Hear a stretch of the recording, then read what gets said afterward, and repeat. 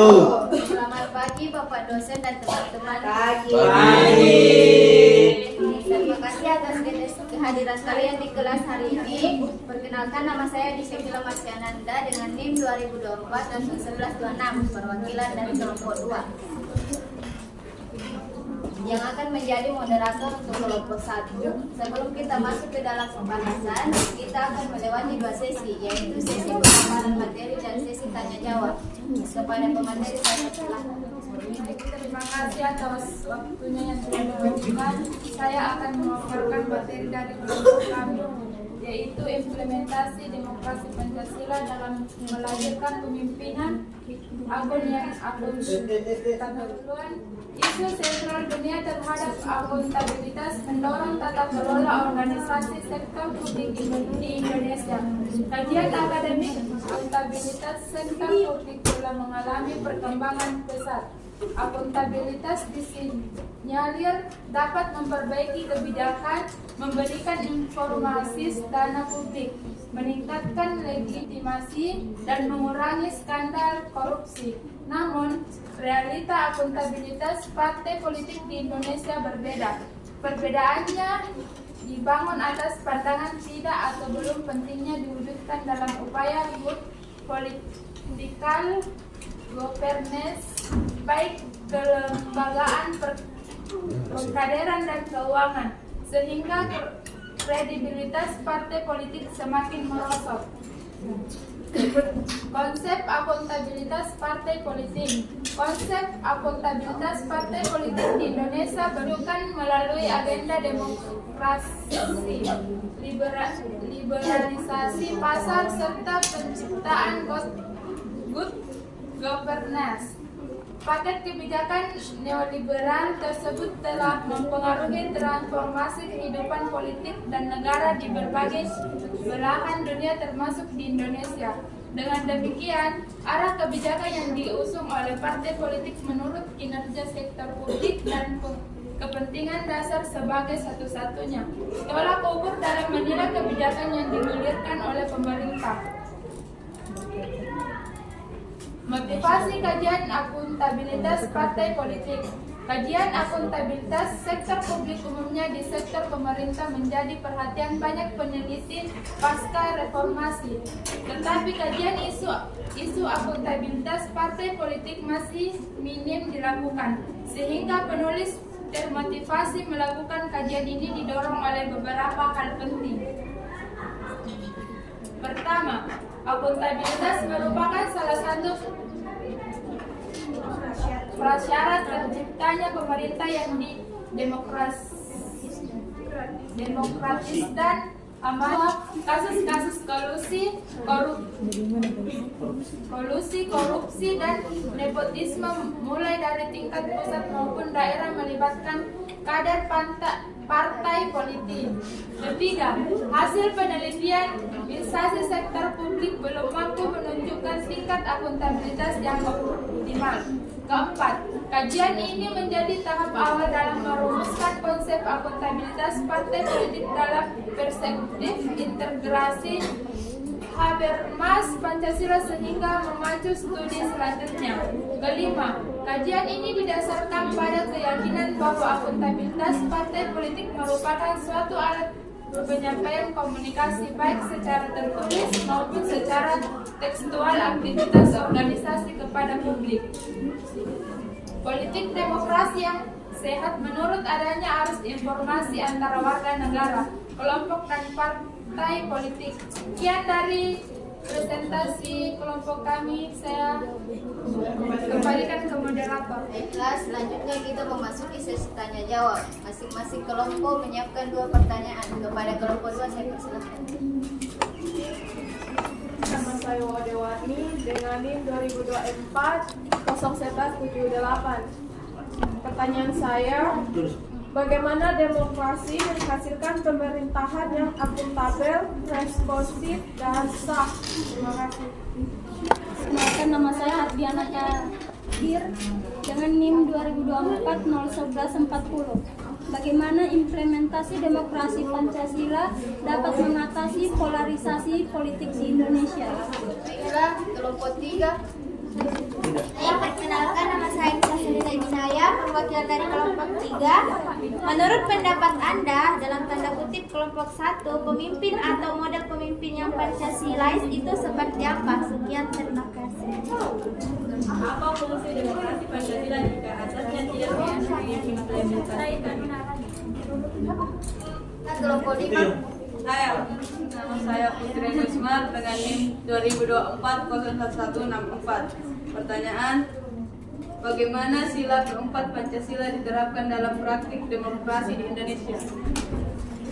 Jelaskan menurut Anda mengapa kehidupan demokratis sangat penting dalam kehidupan berbangsa dan bernegara. Kepada kelompok 4 telah diberangkatu, saya perwakilan dari kelompok 4 atas nama Fitnya Silolinya Marcelinda. Pertanyaan saya, apa sebenarnya yang menjadi karakter utama demokrasi Pancasila? Ya, berdiri Mas. Perkenalkan, nama saya Muhammad Yanadi dari kelompok 4. Bagaimana masyarakat dapat berpartisipasi aktif dalam proses demokrasi untuk memastikan pemimpin yang akuntabel? Untuk menjawab pertanyaan dari kelompok 3. Assalamualaikum warahmatullahi wabarakatuh. Waalaikumsalam warahmatullahi wabarakatuh. Perkenalkan, nama saya Nuranisa Putri. Saya akan menjawab pertanyaan dari kelompok 3. Pertanyaannya itu, menurut pendapat Anda, pemimpin atau model pemimpin yang Pancasilais itu seperti apa? Sebelumnya saya akan menjelaskan apa itu Pancasilais. Pancasilais adalah pemimpin yang selalu menggambarkan nilai-nilai dan norma Pancasila. Jadi, pemimpin yang Pancasilais itu yang memiliki sifat religius dan bertakwa kepada Tuhan, bermoral, beretika, dan menjunjung tinggi nilai-nilai kemanusiaan, mencintai tanah air, dan mengutamakan kepentingan bersama. Selain itu, pemimpin yang Pancasilais itu bertanggung jawab terhadap pekerjaan yang ditugaskan, menjaga persatuan dan kesatuan bangsa, berprinsip demokrasi dan keadilan sosial. Itu saja yang bisa dapat saya simpulkan. Tapi itu kan kayak masuk ke dalam religius. Terus sifat-sifat yang masuk ke dalam kepemimpinan itu apa? Tadi kan kamu jelaskan tapi dia tuh masuknya di religius. Kalau dari saya yang menimbulkan pertanyaan dan pertanyaan teman yang lain, itu nilai yang lain selain religius itu apa? Nilai-nilai yang lain. Jadi bisa entah itu pemimpin menjadi ketua kelas ataupun dan hal lainnya. Izin menjawab nih, menurutku saya tuh pemimpin yang Pancasialis itu kayak dia yang pemimpin yang menerapkan nilai-nilai Pancasila dari kehidupannya sehari-hari, terus bisa jadi teladankan bagi rakyat. Pendapat Anda bagaimana itu nilai Pancasila?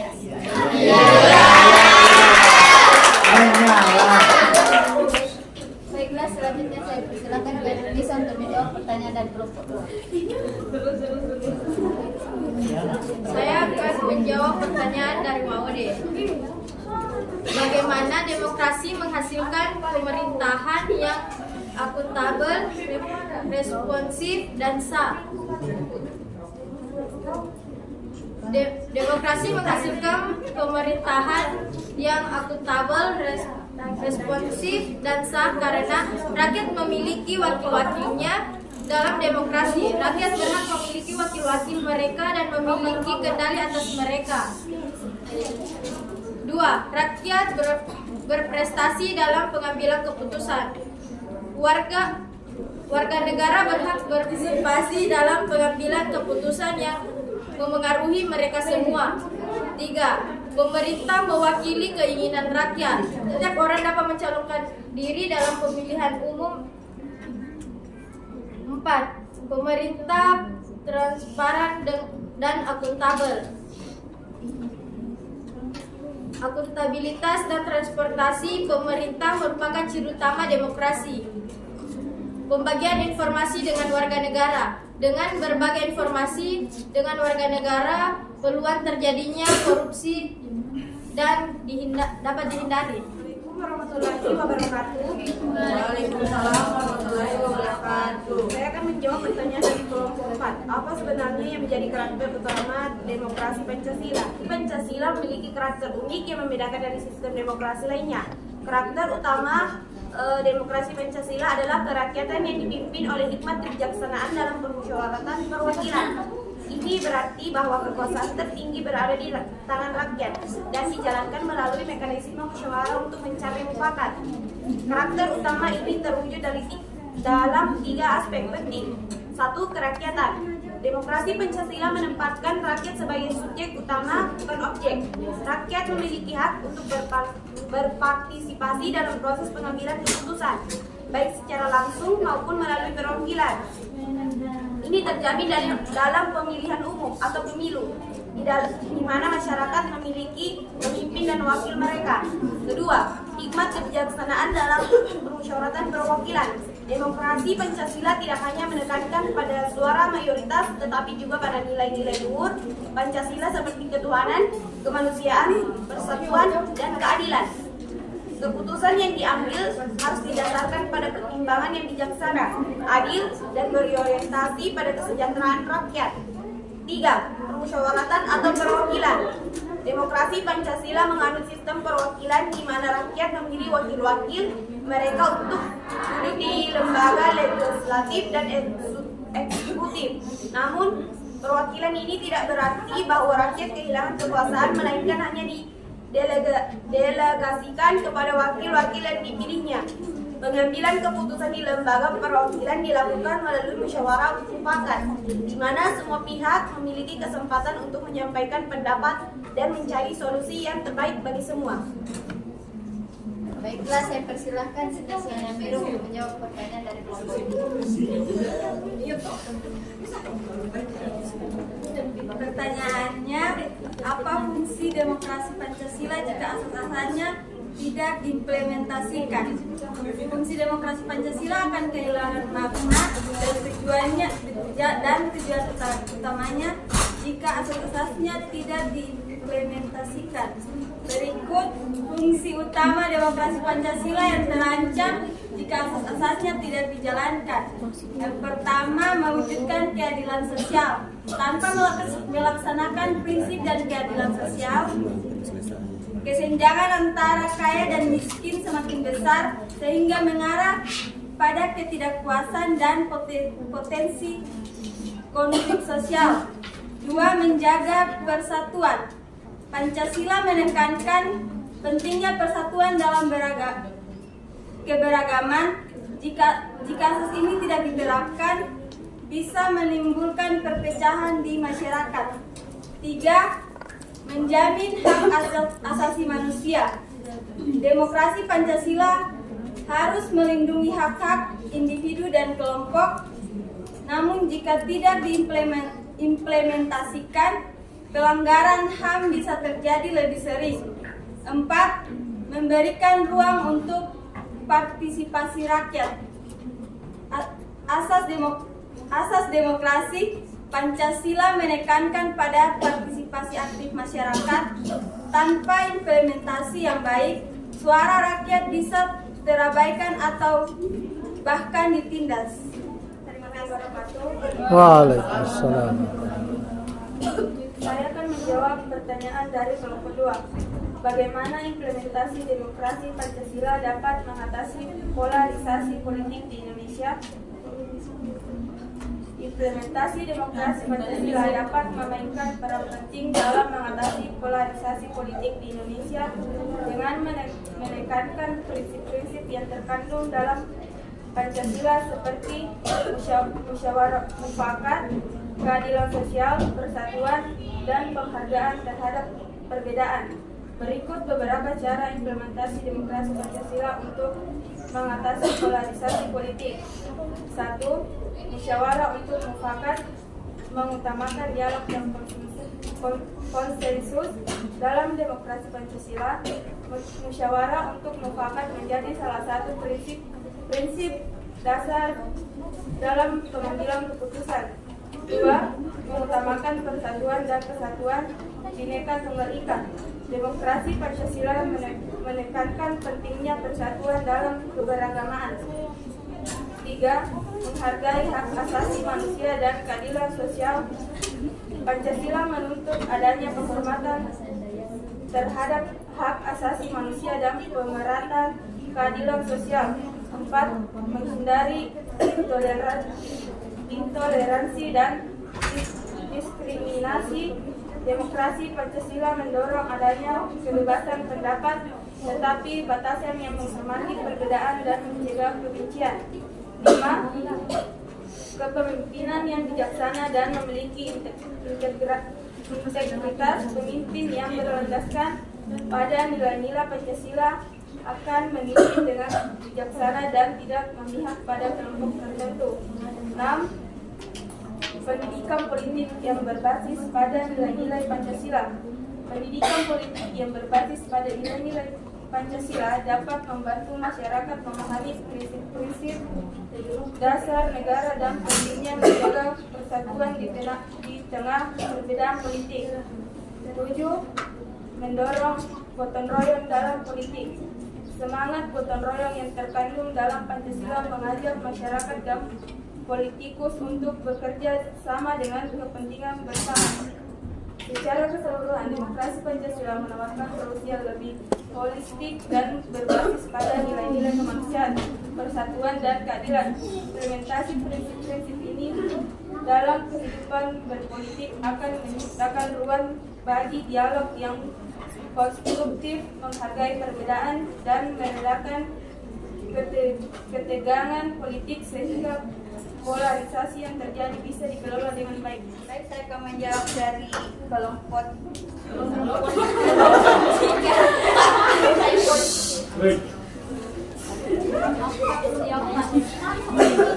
Sila keempat Pancasila yaitu kerakyatan yang dipimpin oleh hikmat kebijaksanaan dalam permusyawaratan perwakilan menjadi landasan bagi pelaksanaan demokrasi yang berbasis pada musyawarah dan mufakat dengan tujuan untuk mewujudkan pemerintahan yang adil dan penuh kebijaksanaan.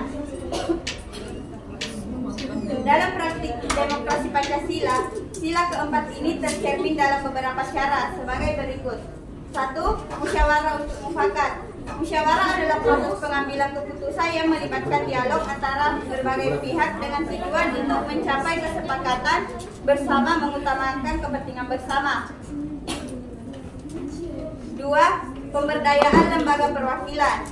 Demokrasi Pancasila mengakui pentingnya lembaga perwakilan dalam sistem politik. Rakyat memilih wakil-wakil mereka dalam Dewan Perwakilan Rakyat atau DPR dan lembaga-lembaga legislatif lainnya.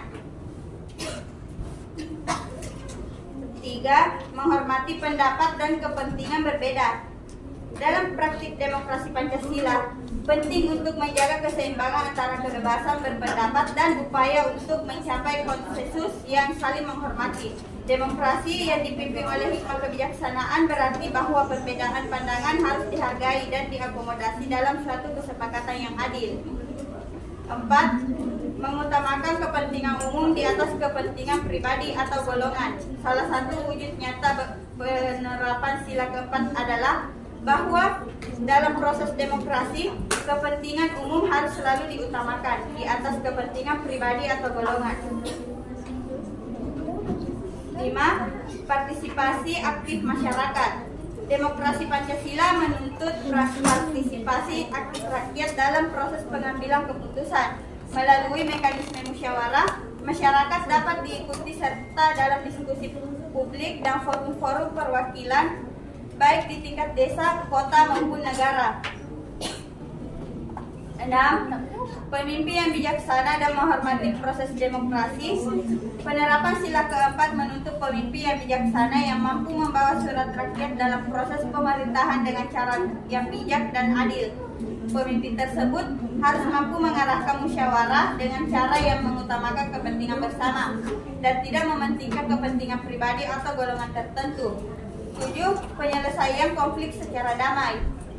Dalam situasi yang penuh konflik atau perbedaan pandangan, sila keempat mengajarkan bahwa konflik harus diselesaikan melalui dialog dan musyawarah, bukan dengan kekerasan atau dominasi. Hal ini akan menghasilkan keputusan yang lebih damai dan membawa solusi yang menguntungkan semua pihak.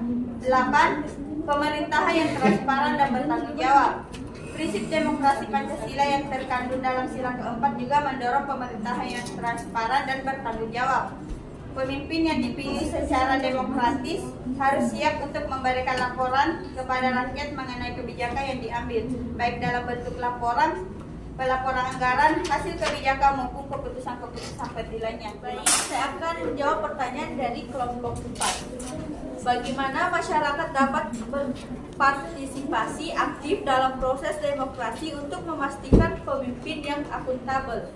Masyarakat dapat berpartisipasi aktif dalam proses demokrasi untuk memastikan pemimpin yang akuntabel melalui 1. Pemilu yang partisipasi, 2. Mengikuti proses politik, 3. Pengawasan terhadap kebijakan dan anggaran, 4. Membangun budaya transparansi, 5. Menggunakan hak menyuarakan pendapat, 6. Meningkatkan literasi politik. Sekian, terima kasih. Saya akan menjawab pertanyaan dari kelompok 5. Jelaskan menurut Anda mengapa kehidupan demokratis sangat penting dalam kehidupan berbangsa dan bernegara. Kehidupan demokratis sangat penting karena adanya kontrol sosial dan masyarakat untuk membuktikan kebebasan kepada masyarakat dalam mengemukakan pendapat dan menentukan pilihannya agar menjamin terciptanya pemerintahan yang teratur. Sebelum kami mengakhiri presentasi kami ingin mengucapkan terima kasih kepada Bapak dosen dan teman-teman atas perhatian dan partisipasinya dalam presentasi kami. Saya juga ingin menyampaikan permohonan maaf jika ada kekurangan dari kami sebagai moderator dan kelompok. Demikian kami menyimpulkan presentasi kami hari ini.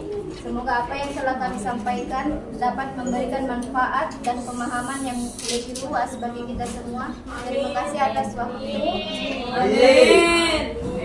Terima kasih atas waktu dan perhatian kalian semua. Wabillahi taufiq wal hidayah. Wassalamualaikum warahmatullahi wabarakatuh. Waalaikumsalam warahmatullahi wabarakatuh. Aplaus untuk